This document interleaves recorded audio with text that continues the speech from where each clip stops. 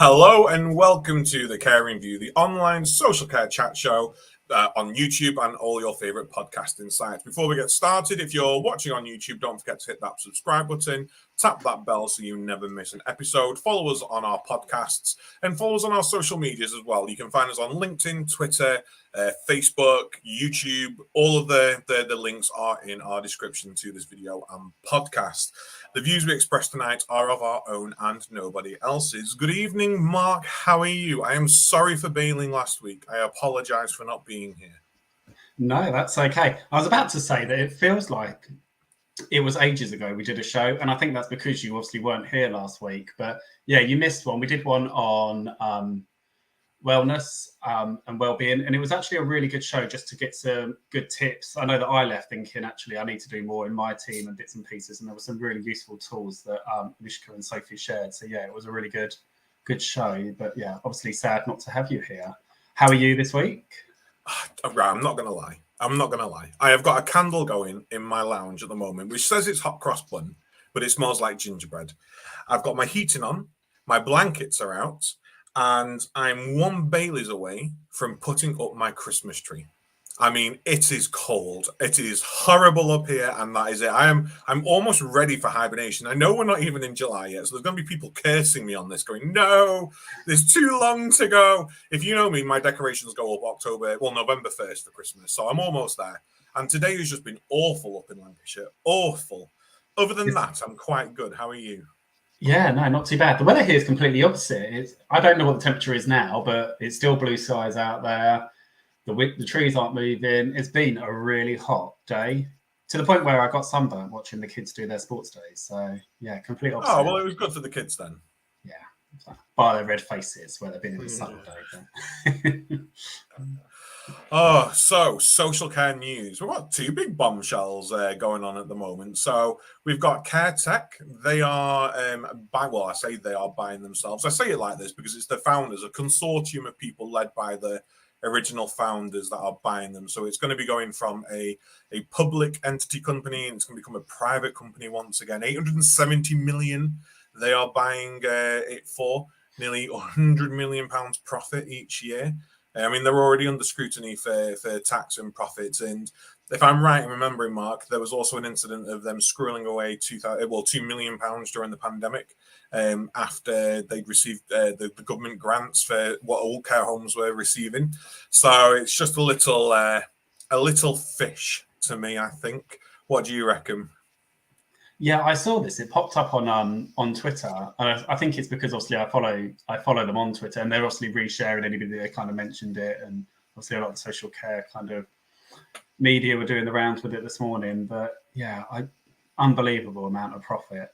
And then they talk about obviously it's about ongoing staffing costs and bits and pieces, and I kind of feel like some of that profit could go back into the frontline staff, which then would aid that recruitment and retention. But oh, well, talking of recruitment and retention, we may have 10,000 more people looking for a job soon, because the other story that we need to talk about is the fact that Four Seasons, I don't know their full ins and outs of their investments and what have you, but they went into insolvency in 2019. They're putting up the core of their portfolio up for sale, which is around 110 properties, as far as I'm aware. 10,000 people employed, 6,000 people living within their services. I've not seen a price floated for this yet, so I don't know how much they're asking for, whether they're going to sell them off in bunches or individually. But when you've got HC1 already owning 325 care homes, I think it is, across the UK, one has to ask, how big do these companies need to be? Is it going to be snapped up by someone like Barchester or Anchor, or is it going to be an individual sale or a split-up sale going to everyone else? What do you reckon is going to happen? I don't know. Again, I saw this morning and I was in two minds. I was like, in my head, I thought, I hope that an organisation that already works in social care buys it, as opposed to somebody that wants to come into the market just to make a profit out of it and then liquidate it down and sell it at the other end. But then equally, like you said, it's then going to be a provider that's got enough money and capital to be able to buy it, invest into it, and then it just puts the whole market on a tipping point, I think, because then obviously if they go into money and financial concerns, whether or not they'd be able to financially support it. But I was reading, I think it was on Care Home Professional magazine, they were talking about, how much money they'd made during COVID from the grants and bits and pieces, because you are right, they're selling 110 homes, but they've obviously got more. They're not selling the homes in Northern Ireland, but it'll be interesting to see. A lot of their homes, from the images that were shared, are really big, kind of stately looking homes. So yeah, I suppose the only other option is whether somebody buys it and then turns it all into housing or something, because some of those houses that or the care homes they're selling are on quite a considerable amount of land. But... And this most probably is a direct byproduct of overinvestment within organisations, building up massive amount of debt, building homes which cost millions and millions of pounds and need to charge through the nose just to cover the overheads and the return on mortgages and debt payments. And it damages the sector and gives us all a bad name. And yet these large organisations only make up 20% of the actual marketplace. But these are the stories that dominate. So let's leave the doom and gloom and what great stuff is happening. What's the fun stuff happening at the moment in social care? Yeah, so yesterday marked the start of Care Home Open Week. So not to be confused just for care homes, also for home care providers and day services, anybody really working in social care, to showcase kind of the amazing things that they do within their services. It's great to see so many kind of images, videos being shared already on social media. So just to kind of raise the public profile of social care and just to highlight, the fantastic work that people are doing day in, day out. So yeah, really pleased that that's happening again this year. And that's Championing Social Care that organised that now, isn't it? It is, yes. Oh, exciting. I was supposed to go down to their launch this week, but I had a couple of meetings, and to be honest, I'm really wary about the trains at the moment. You don't want to risk things with the strikes going on, which I know we have differing opinions on. I'm all for the strikes. I think Mick Lynch is a hero of mine. I'm going to get a bauble this year to go on my Christmas tree of Mick Lynch, because he is just, for me, fantastic. But I'm Lancashire, so it's a lot for me to risk going down on a train and maybe potentially getting stranded down there. But a huge kudos to them all doing it. Next week, we're not live. We are going to do a short pre-record, aren't we? Because next week we are at the UK Care Week at the Birmingham NEC, 6th and 7th of July, for various things. I will be there as the IHSCM. I'm going to be interviewing Mr. Ed Balls. Make sure you get your questions in for us. But on the second day, on the 7th, we are actually having a live episode again, aren't we, Mark?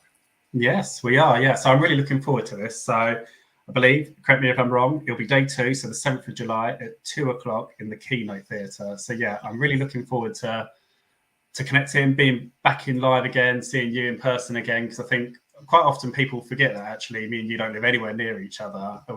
Everything's done via WhatsApp, voice notes normally, and obviously we jump on here live every week. So yeah, and then obviously just to see all the people that work in social care again and to meet some of the suppliers again. So yeah, it's going to be a good week. Yeah, I think it's going to be really, really good. And it's nice to be able to get on stage and get that sort of live feedback on the show, isn't it? To be able to be in a room with the audience and be with our guests, which is fantastic. So we are going to touch on well-being again. It is a sort of well-being month at the moment, and we thought, why not? So previous guests, Anashka Farouk and Martin Dawes are going to be joining us.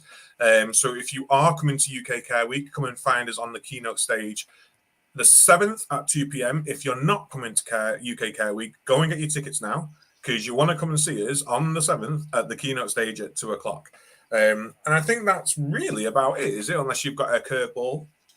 No, the only other thing is if you're there on the evening of the 6th, there is a group of us going out for dinner. So there is a WhatsApp group that Adam is trying desperately hard to arrange a meal time and bits and pieces. But if you want to be in that WhatsApp group, just drop me either a message on Twitter or LinkedIn or here at the Caring View, and we'll get you added.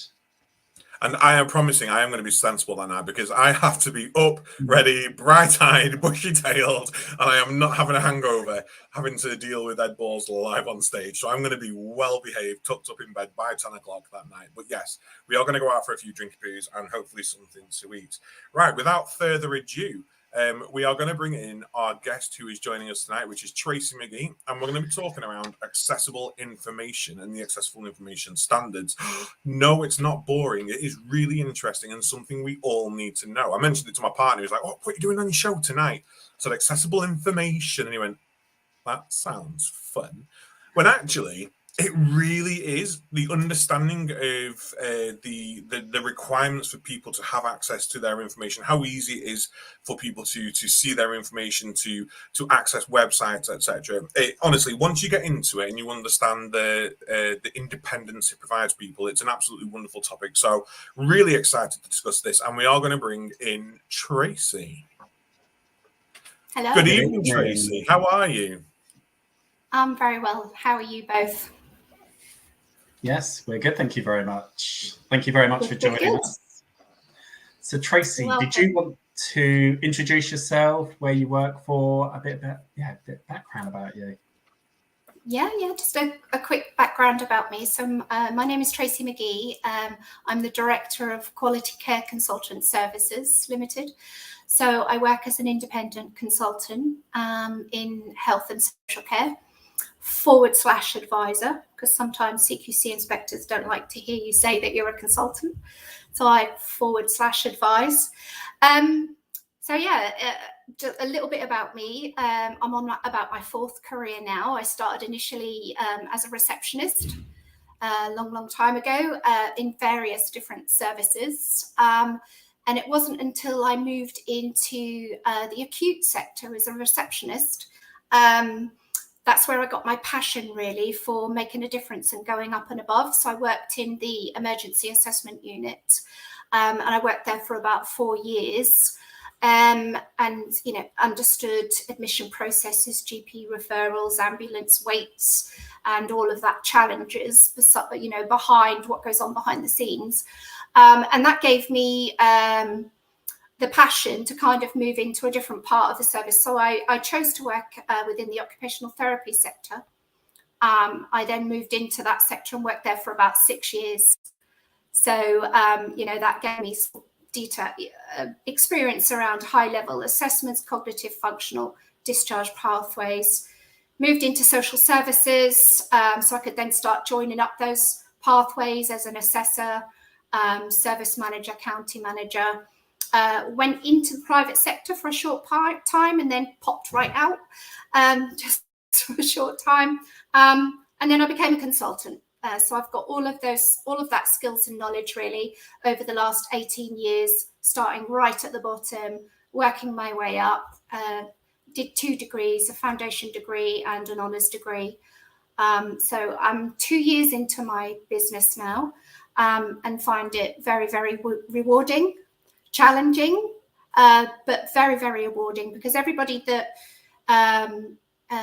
kind of employs me or employs my services are wanting to make improvements, and they're keen to learn, and they're keen to get some innovative ideas and some solutions in place to help improve their services. When I went into consulting, I initially thought that I would be working with services that were good to try and get them to outstanding.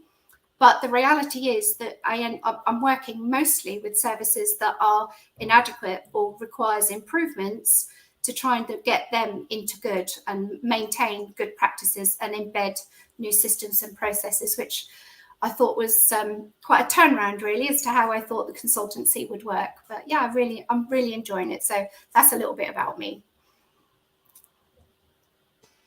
Thank you very much. And I was going to ask a question, but then this one popped into my head. So I know you obviously spoke about how you thought you'd be working with services that were good and then trying to get them to outstanding. Do you think that's because services that have been rated as requires improvement are looking for that change, whereas services that have been rated good or outstanding have become more complacent because they've got that report already? Yeah, I mean, I do see that. I kind of see the other side of it. So I see the side of it when they've had a bit of a shock and they've had an inspection, and they thought everything was fine and ticking over. But what they haven't done is maintain the quality of their service. And maybe they've put focus on other areas of business development and let some of the sort of basic quality of care, let some of that go. The accessible information standard is one of them. They've got a new electronic care planning system. It's really good. Everybody can access it in the office. The carers can access it, but then they forget about the people that are using the services. So yeah, I do find that services that are good have maybe got a little bit complacent. Not all services, obviously, but some of them do get a little bit complacent, and they really do need to keep their finger on the pulse and keep up to date with regulations and the key lines of inquiries, keep up to date with changes in the industry, and be innovative. Think a little bit outside the box. So I just want to touch on what you just mentioned then about the care planning systems and things like that, because again, I think digital care planning can be amazing. It can be really, really good. It can be really effective. It can be really efficient, but it can be really exclusive and not inclusive. So what would you say the top things are? So if you had to pick 3 things around making sure our care plans were still accessible when we go digital, what are the things that providers need to really think about? Well, they need to think about the people that are using their services. That's CQC's approach as well.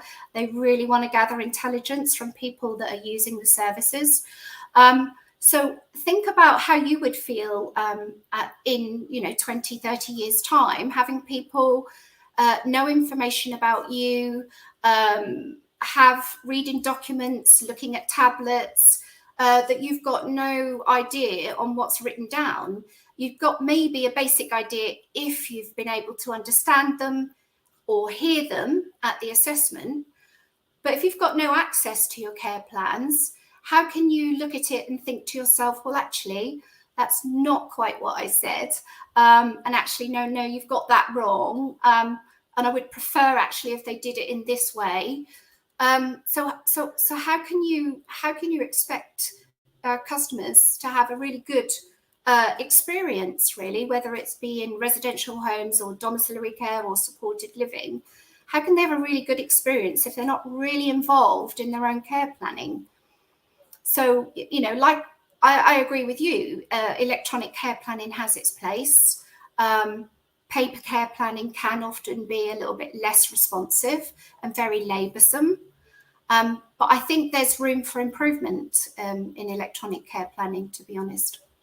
All the ones I come across anyway, at the moment, I find it challenging to get the providers to think innovatively on how they're going to get the service users involved in their care planning. So often what I'll ask the questions around, how do you meet the accessible information standard? How many service users do you have where you've needed to adapt the care plan? And I think I would say 90% of the people that I've seen have said, well, we don't have anybody that requires their care plans adapted. And I'm thinking, okay, well, you're supporting people that have got dementia, glaucoma, hearing loss, lots of disabilities, impairments, sensory losses. So how can you say that? So that they'll show me maybe a little tick box on a system or on a consent form or on a service agreement where it's basically said, one will say, I do not need my care plan adapted in any way, tick. Or the other one will be in the service agreement, if you require your care plan adapted in any way, do please ask. I'm just wondering how they read the service agreement myself. And honestly, and it's if we sit and think about it, my mum sits there with her phone zoomed in on the font really big and still doesn't understand how to use most of the technology she's got to her hands. And that's no detriment to my mum, but she's not grown up with that sort of software, that sort of technology. I struggle at times to get things right. So how can we expect people to go, we're going to go digital and you can access it on an iPad, but it's fine because I'm going to teach them how to use it.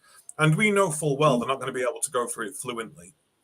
And we know full well they're probably not going to be able to sit there and do it on their own. So again, we're taking away the independence for them at that. And there's, it's big. We need to get this right because AIS covers responsive and care of the CQC CLOEs. So if you're going to fail on your accessible information, you've already got 2 RIs potentially hanging over your heads on your next CQC inspection. So it's paramount we get this right, isn't it? Yeah, no, absolutely. And you've got your regulation 10 around it, you've got your regulation 9 around it. got a Regulation 11, and you've got Regulation 13, all of which covers accessible information standards. So if you're not making an effort and you're not trying all reasonably possible to follow those steps, ask, record, flag, share, meet are the basic 5 steps of the accessible information standard.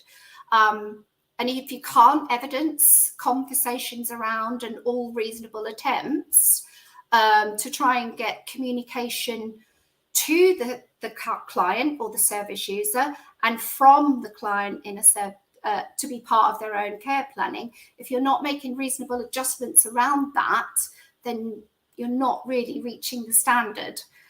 So, you have a legal obligation under the Health and Social Care Act since 2016 to actually meet this regulation, to meet this lawful commitment, if you like.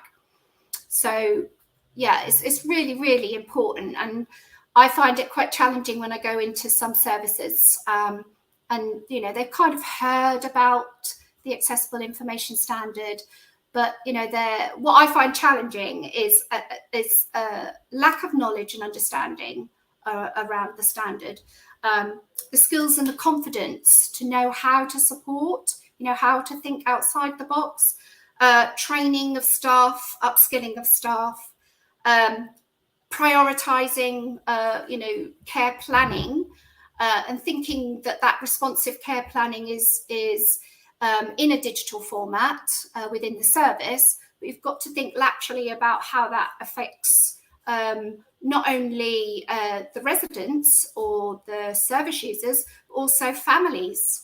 Not, even younger people have a disability or a sensory loss or an impairment, and they want to be involved in their father's or their mother's care planning, and so they're struggling as well, and they're of our own age. So it's really important, really, that we get this right in the industry.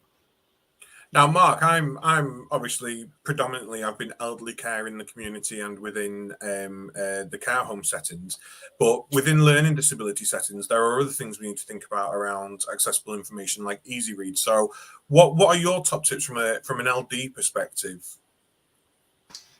I think for me, and I did have actually a question for Tracey. I'll come to it in a minute.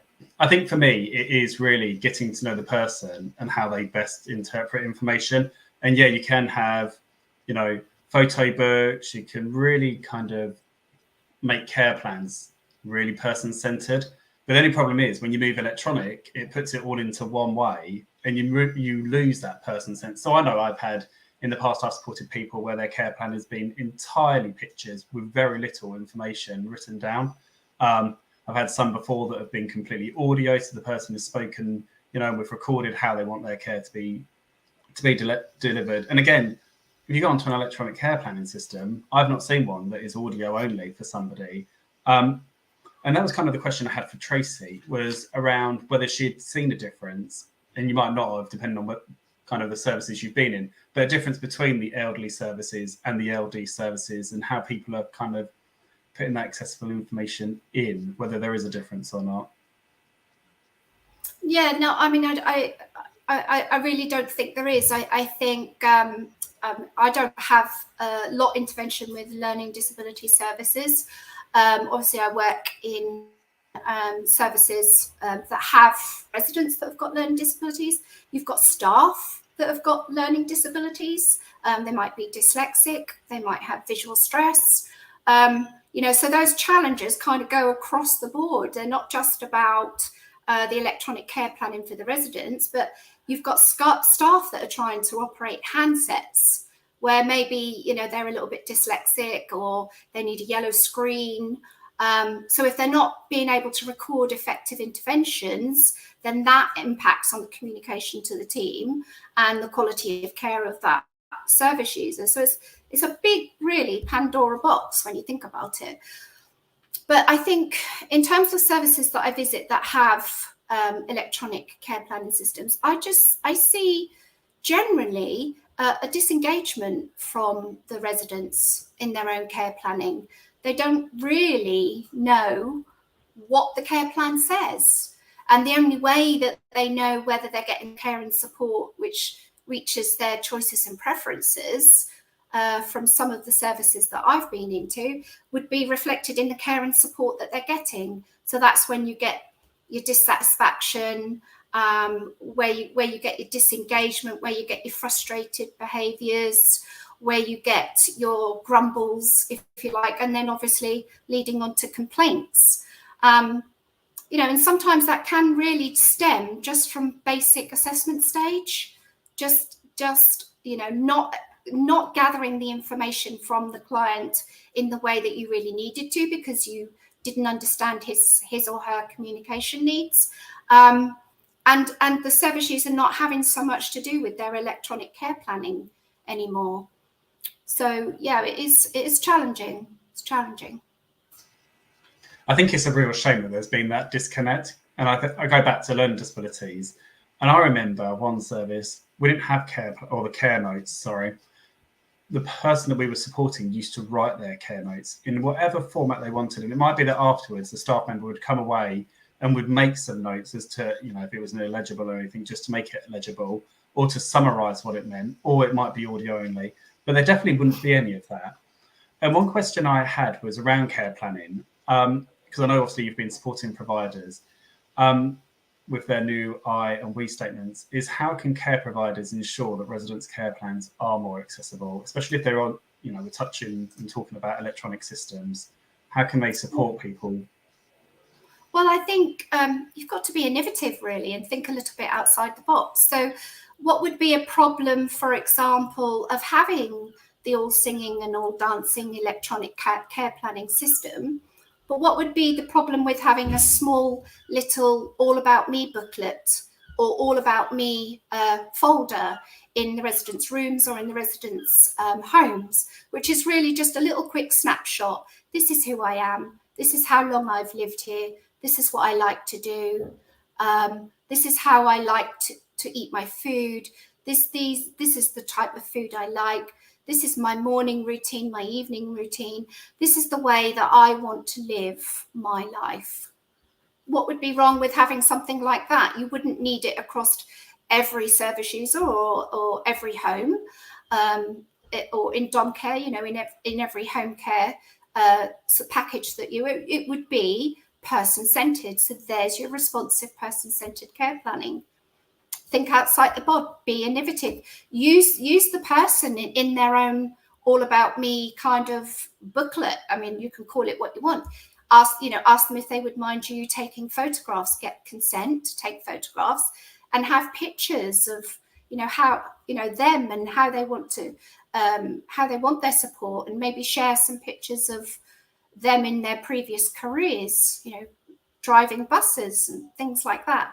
It's also a really good feedback I get from younger carers who can sometimes struggle with that communication and that interaction and engagement.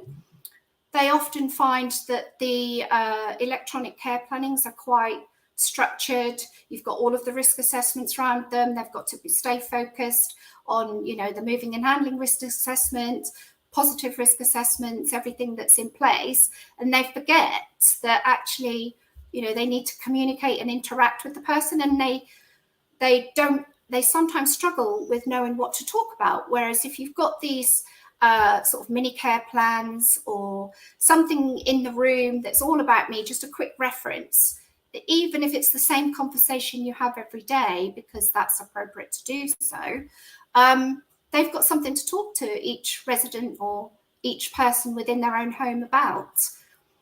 So, not all residents have photos hanging all around the house like you do when you go into a dom care visit. You can assess, if you're that way inclined and quite good and quite observe it. You can see, what people did for a living. You can see grandchildren and stuff on the walls. But, when you go into a residential service or into a home, there's a limit to how much of their own life they can, bring with them. So it's up to us to understand who they were and who they are and who they still want to be.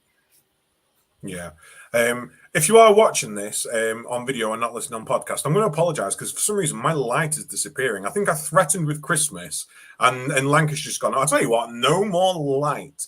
No, I think you're completely right, Tracy. And I think sometimes this is where the disconnect comes with the powers that be, Department of Health and Social Care, our Secretary of State and everything, because all they're saying is we must be digital. We must have 80% of people digital by 2024. And actually, that's all well and good. But where's the person-centered approach to that? Where's the person-led approach to that? And we're so caught up in making sure we want to do what the government are telling us to do that actually we're forgetting why we do what we do, and the fact that we are our experts and making sure that our services are responsive and caring.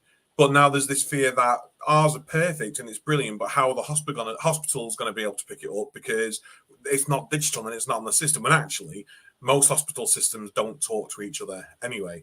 The one thing I wanted to ask, and I just wanted your opinion on this, is what concerns should we be having around dignity and privacy when it comes to accessible information? So we'll stick on the care plans just for a second longer. Being able to input via voice to text is fantastic, because if we think about accessibility, we also want to think about teens who may have dyslexia or other disabilities that stop them from being able to process language properly. It might not be their first language, but we have to take into account where we're doing it as well, don't we? So what are your tips around privacy and accessible information as well? Well, I mean, obviously any care planning or care notes or that kind of thing needs to happen within the home, doesn't it? And not outside on the doorstep or in the street or sitting in the car at the petrol station. So yeah, you've got obviously all of that GDPR, is the same.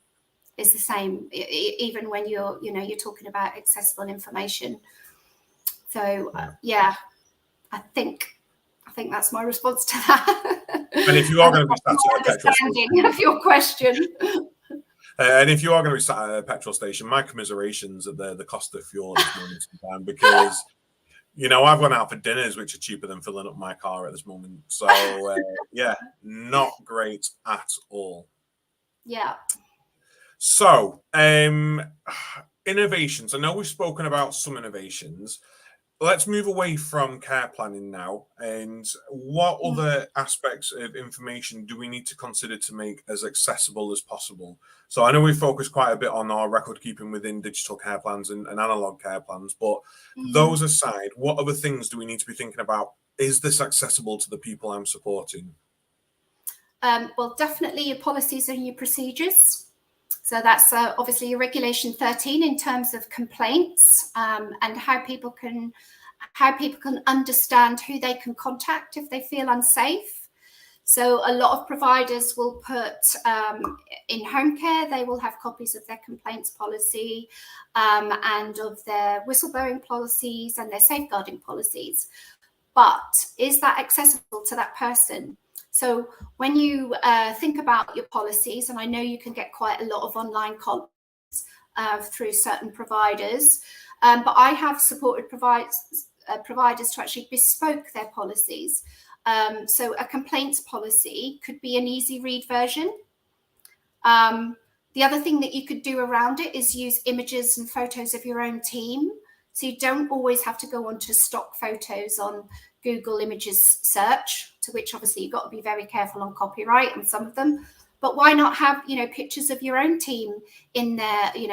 If you are happy with our service and a picture of a care worker who's maybe doing this, or if you are unhappy with our service, somebody doing that, maybe, please contact us, give us a call at this number, talk to a care worker, and a manager will come and find you or come and talk to you. So yeah, definitely around policies and procedures. And a really big missed opportunity that I see is around feedback from people that use the services. So I see a lot of providers doing surveys, and they will often send out a link to Microsoft Forms maybe, or they'll send out a paper version with tick boxes, rate me out of 5 stars from 1 to 10. Which parts of the service are we doing well? Lots of ticks. That's great for people that can see and can read it well, don't have an impairment or a disability. And when I speak to them about, well, did you do this in any other way, to meet the needs of your clients or your service users? And they often just say, well, no, we just sent this out, and we asked them if they wanted any support to complete it. We will give them some support. But what I would say to them is, think about, you're asking a resident in their room, or you're asking somebody in their own home to be open and honest about a service, in terms of a feedback survey, with a care worker that supports them. So a lot of people, don't like to make a fuss, or they feel embarrassed. So about their disability and their sensory loss. So it's a real missed opportunity not to design some of those surveys so they're accessible. Happy faces, sad faces, all they've got to do is circle or point to those sections. And in fact, I've designed some surveys for some providers, for people that have got dementia, so they can just, ask the questions, a really simple question: are you happy with our service? Tell us what we're doing well, and things like that. Are you happy with the care and support? And just are you happy with the food that we give you? Just little pictures to prompt with a happy face and a sad face. So yeah, there's definitely a loss of an opportunity there. And I think accessing as well, providers, I talked about this with a lot of providers, of having like a communication toolkit.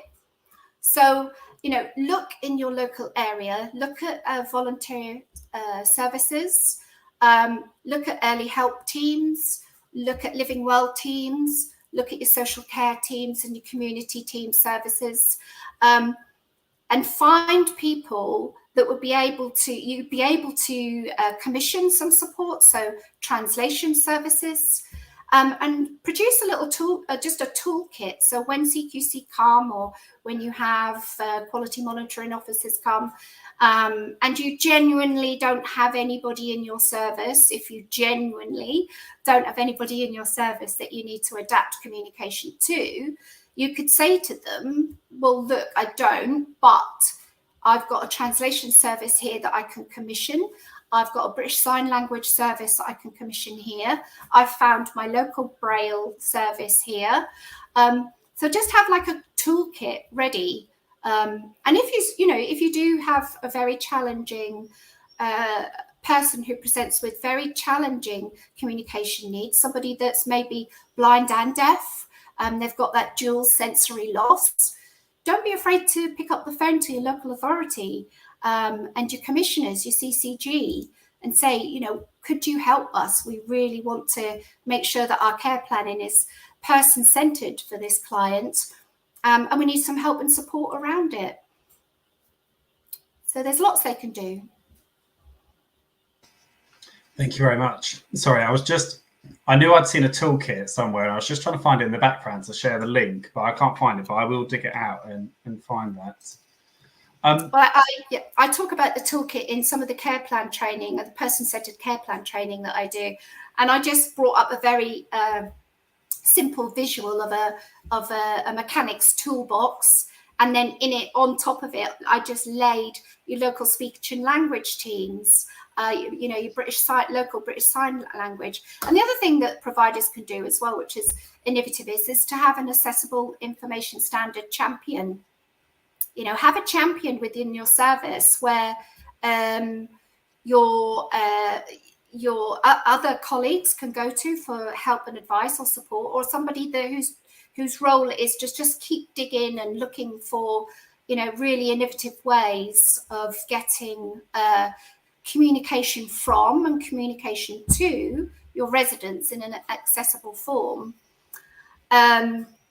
And the other thing as well, I often find is a missed opportunity, is clients or customers providers understanding what skills do their teams have, because we are a multicultural society now. So you are going to have regional needs for maybe Russian or Punjabi, and you're going to have staff members that can speak all of these different languages. So have you spoken to your staff at a team meeting and say, does anybody speak a second language? Would anybody be willing, if we got consent, to do some translation for us at an assessment? Would anybody be willing to translate some care planning notes or some care plans for the person? I mean, and that's a really good resource that providers have that they probably don't even know that they have.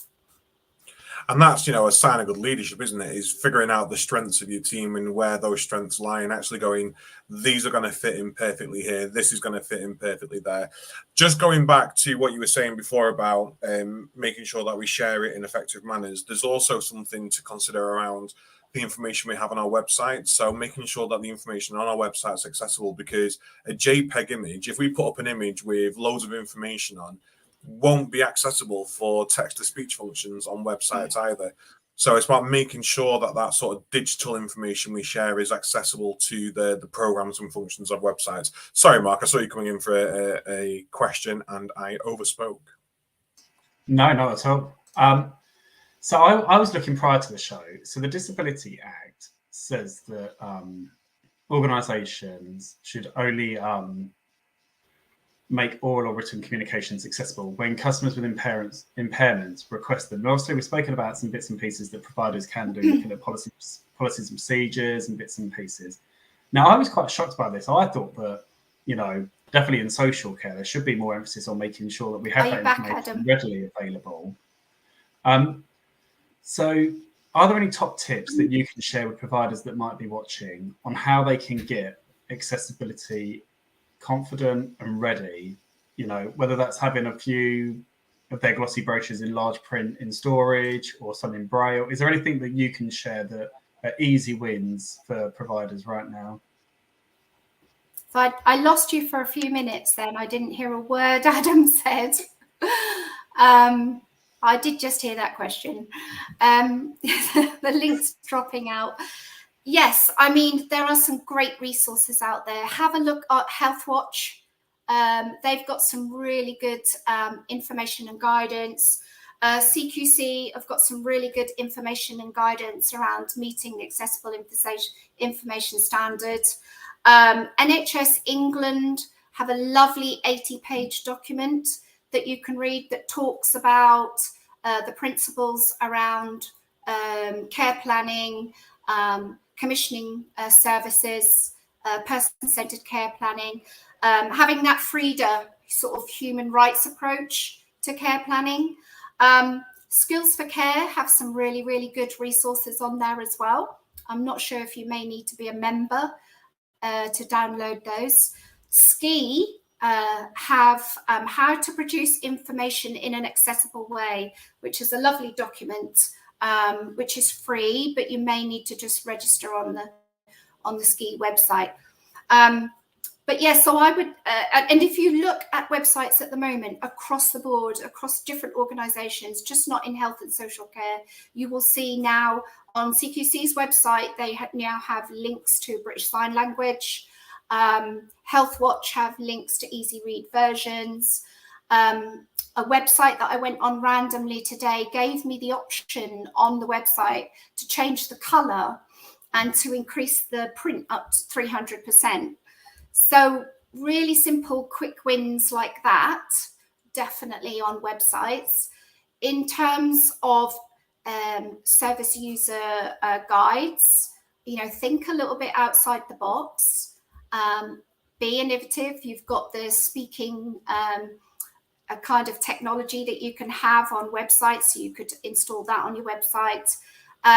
And think a little bit outside the box with really important policies and procedures. I mean, obviously, they're all important. We know that. But the ones that the client or the service user is really going to want to understand, how to make a complaint, how to give a compliment, how to contact the service out of hours, when to contact the service out of hours. You know, what is the emergency that I need to talk to at 11 o'clock at night? You know, little kind of symbols and signs of when to and when not, safeguarding policies, infection control policies. So yeah, all of that quick win stuff. Obviously, during the pandemic, there was a lot of innovation around masks and wearing masks. So we had some clear masks, didn't we? And some visors that were clear. I mean, they were all a bit of a struggle, and it was really challenging for people that needed that lip reading kind of function. But again, you know, with positive risk assessments in place, etc., there's no reason why you can't be innovative even during the pandemic while the restrictions and stuff are in place. Yeah, so that get to know your teams, get to see the skills that you already have in the service that are free resources. Make contact with local volunteers teams and the third sector, Age UK, all of that kind of volunteer services and charity services to see if they'd be able to help at all. Yeah, I think that there's a lot that can be done. You've just got to think a little bit outside the box and be prepared, really. I think my top tip would be not just to have a sentence in your service user guide if you require your care plan or adapted, or have a tick box. By default, I would make sure that I record in every single assessment any communication needs that the service user may have, how you've adapted your communication to really get the best person-centered care planning in place, how you've overcome barriers, and get that documented, but not only documented, get that communicated to all of your teams, and get it documented in handovers as well. You know, how has Mrs. Smith's communication been today, and what adaptations to practice have there been? I think that top tip was really good. I think a lot of what we've spoken about tonight, I really resonate with. And I said to Adam yesterday when we were kind of prepping for the show, I said, either I've got the tail end of the wrong end of the stick with it, or I'm going to join tonight and know exactly what we're talking about. And I think sometimes accessible information is a tongue twister, isn't it? It's something that we're all doing every day, or should be doing every day. And a lot of what we've spoken about tonight, I know really well, but I think that's from obviously supporting people with learning disabilities, because we've obviously had to make information so accessible. So I think for any providers or managers out there watching or listening to this, if you don't know where to start, or you're looking for really accessible information, is to join some of the learning disability Facebook groups, because there's so much information on those groups, you know, with photo symbols, which is a company, and some of the easy read guides and bits and pieces. And yeah, I think that last top tip that you shared, I think was really good. I wanted to come back on the CQC. So I was having a look at the CQC website earlier. So obviously it's now, like you've spoken about, it's an area that they inspect on, and I had a look on their website. And I don't know whether I should be shocked or not, but I don't think personally it goes far enough to support providers. I think there's kind of a summary overview, and then it kind of links into the NHS website, which, as you spoke about earlier, is just reams and reams and reams of different links and information. Do you think the CQC guidance on accessible information goes far enough to support registered managers and services? And if not, what would you like to see from the CQC? Well, it's that age-old question, isn't it? Should the regulators be making recommendations, or is that a conflicting in interest? I do really think it would be helpful if they could maybe signpost a little bit more to services that do offer really good hints and tips, like I say, NHS England. And Health Watch themselves, I think they recently did a report. I think it was Your Care, Your Way campaign in February 2022, you know, where they talked about accessible information and how the accountability should be on local authorities and CQC in making sure that providers were meeting the standard. And And alongside that comes with, you know, support, so that, you know, when services are commissioned, having that little bit of extra money to help with care packages that they've assessed under the Care Act, they've identified during that Care Act assessment that there are communication needs, they've communicated that to the provider, and then often it would be over to you. So maybe a little bit support, a lot, you know, and guidance around that. But I think, you know, I think if you look at CQC's website yourself, you'll see easy read versions. MenCap, I think I've got here, they've got a really good document on their website here, how to meet the accessible information standard. And I think if you use this, you know, as a guide, if you look at, like you say, Mark, you know, look at services and websites that have been doing this well for a long time, you know, you can get some really, really good ideas. And maybe if the guidance isn't on CQC website itself, talk to your inspector. You know, if you are struggling or you want some ideas, you know, pick up the phone to your inspector and speak to them, and ask them, you know, do they have any recommendations? Is there anywhere that you can go? You know, you're struggling to meet the needs of somebody who's got dual sensory loss, and, you know, see what they come up with. Work in partnership is what I would say. I think if there's any conflict of interest with CQC, it's the fact that as providers, we have to pay them and then they come and inspect us. You know, I think they lose the conflict of interest argument from the get-go. The only question I would have around CQC and accessible information standards, so Kate, if you're listening, take notice, is there options for the CQC inspection reports to be an easy read version? Because I don't think I've ever seen one. And if I am somebody who is looking for a service and I'm looking for myself, or even if my parent is looking for me and they're trying to find me a home, ideally, I want to read the report myself. But if I rely on easy read versions of information, or I rely on versions that are, even if I'm elderly and I need a simplified version because of a cognitive impairment and my attention span may be shorter, I don't think they put them up in accessible formats, do they? That's a very good question, Adam. And I think the same as you, I haven't seen anything that's converted in that way. How interesting. But if they need some help, I'll come and help them if they want. I'm just having a look on their website. I know when I was a registered manager, they didn't, because what we used to have to do is take the report and then put it in an easy read for people that used our services, and also for a couple of the relatives. But I'll have a look in the background and I'll let you know if I find anything. But there lies another problem with accessibility, and accessibility is currently behind a paywall. So if I want to use closed captions on Zoom for the people that either I'm talking to in my management role at the Institute, I've got to pay for it. If I want to convert one of my documents into an easy read, I need to pay for subscriptions to be able to do it, or outsource a company to be able to do it for me. If I want to add subtitles to a video, I either have to spend 3 hours editing and adding subtitles to a 5-minute video, or pay for somebody to be able to do it.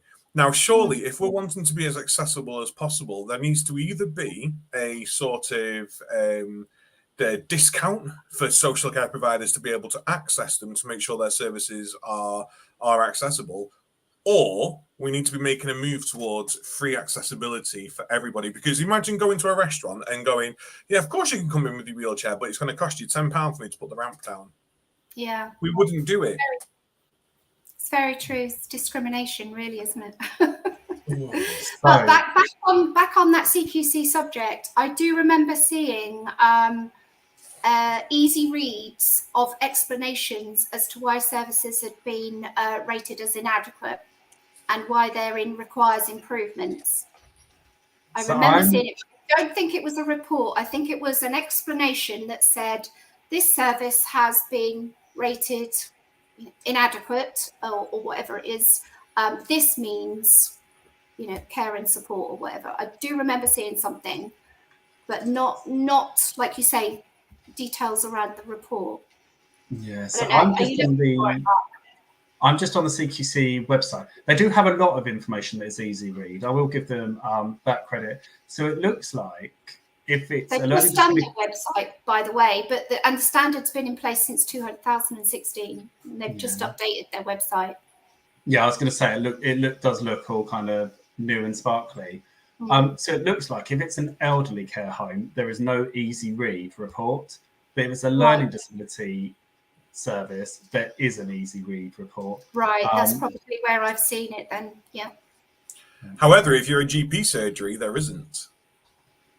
Now, surely all public health practices, and especially hospitals, should have easy read reports themselves. I'm just trying to stir up some trouble here, me. Well, I'm literally just stirring the milk bottle tonight. I'll give you a little bit of information around freedom of information requests that Healthwatch have done. And they did a freedom of information request to 250 services of mixture of health and social care in the acute and in the community around meeting the accessible information standard. And this was in 2021. 150 replied.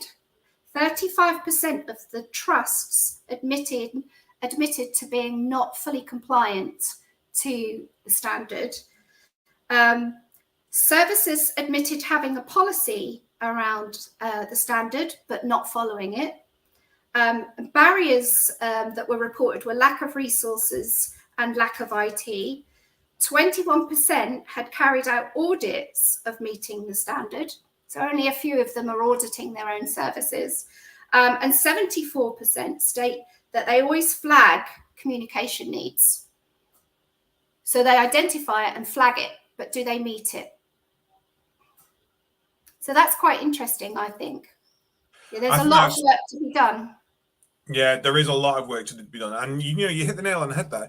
All it takes is for you to introduce an audit into your organization for each month just to go, is everything accessible this month? Has the stuff we put on our website been accessible? Has we talk about having the accessible policies and the accessible complaints and compliments procedure, but is the actual process of making a complaint accessible? Do they have to write an email and fill a form out, or can they record a voice note and send it over, or can they arrange to come and have a meeting via a different means? Or it's about understanding all of that. But a quick audit just to check your accessibility stuff goes a long way. But with anything, with audits, it's data, and you need to do something with it. It's no good just doing an audit and going, oh no, we weren't. Well, if you weren't, what are you going to do about it, and where's your action plan to support it? What actions did you take? What were the outcome of the actions? And are there any, I talk about this all the time with providers, it's that pathway of evidence. What service improvements did you identify? Where did you record those service improvements? What smart targets are you going to put around the service improvements? Who's responsible for it, for the improvement? And document what resources are needed to improve the service, and when that has actually been signed off as complete. So you've got that whole pathway of evidence just from audits, not just ticking a box. Exactly.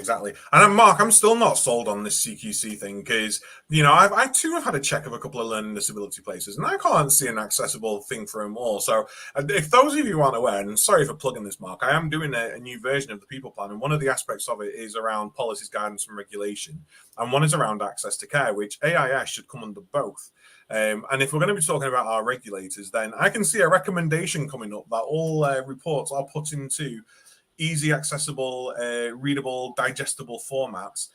And ideally, because again, I don't know whether the PDFs that they put up of the reports. So for those who aren't aware, when you go on CQC and you search the service, you can look at the most recent report. I'm not talking about their new fantastic way of inspecting people without actually coming out and just each month ticking them off as fine. The big scale reports when they come out and do the inspections, but they upload them as a PDF. So when you click to open it, it opens up on either a web page as a PDF or it'll download for you and you use your own little readers. I don't know how easy it is to turn them into text to speech either. So that'd be something for consideration, I think, if we're looking at our regulators coming around and inspecting our standards, of making sure that those reports are able to be read out via their webpage as well. All very interesting stuff. Yeah, it really is. Yeah, I think so. Oh, sorry, Mark. I know, I was just going to say, I think looking at it, realistically, we've got an easy read, which is 6 pages long, but then an actual inspection report, which isn't actually page numbered, but the amount I've got to scroll down is definitely longer than 6 pages. So there's obviously a lot of vital information that is in the written report that wouldn't be in the easy read. So as much as they are easy read, they're not a true account of what the report actually says. But I think to answer your question, Adam, of whether you can listen, I think it really depends on the device or what you're looking on the internet here. There isn't, but I know if you have an iPhone, you can normally have a playback option. So yeah, I think again, it comes down to the technology you've got, sadly. But well, I mean, look, each week we say, oh, how are we going to fill an hour? And each week we're shocked by the conversation we have. But I think for this week especially, I'm no longer on the front line. I'm no longer managing care services. Mark, I know you're still in the care market in some respects. Well, very much some respects. But I found tonight really, really informative, really, really interesting. If you can leave our viewers tonight, Tracey, with one sort of inspirational thing to get them going with checking their accessible information, what would it be? I would say if you have a resident or a client that has some communication needs that you're finding challenging, don't shy away from it and see it as a challenging situation.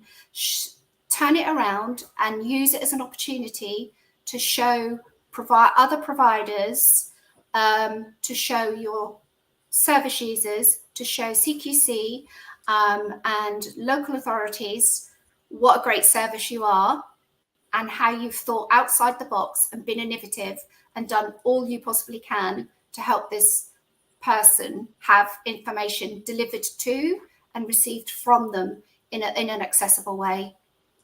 Don't see it as a challenge, see it as an opportunity to shine. Brilliant. Oh, spot on. Now, if you need any help on accessible information or compliance at all in regards to the regulations, get in touch with Tracey. Her information is in the description to these videos on LinkedIn, Facebook, and YouTube, and it will be when we upload our podcast tomorrow, available on the podcast. So you've got all the means to be able to connect with Tracey. Tracey, a huge thank you for tonight. It has been really, really interesting, and it's something that gets my social care juices flowing. It gets me excited about learning, and it opens up your doors to thinking, well, if it applies here, how can it apply there? And it's like when you start one job and you end up doing 15 at once, it encompasses everything. So I think you've given us a really good overview tonight. Thank you. You're welcome. Mark, have you got any final words for us tonight? No, nothing from me. I think the only thing to touch on, which Tracey has already said, is, look at the people that you're supporting and don't just put something in place because you've got to put something in place because the regulators come in or you've watched this and you think, God, I've got to do something. Put it in place because actually it's going to benefit the people that are using or working within your services. Yeah. No tick box exercises in social care. Thank you, please. Don't right. We hate tick boxes, honestly.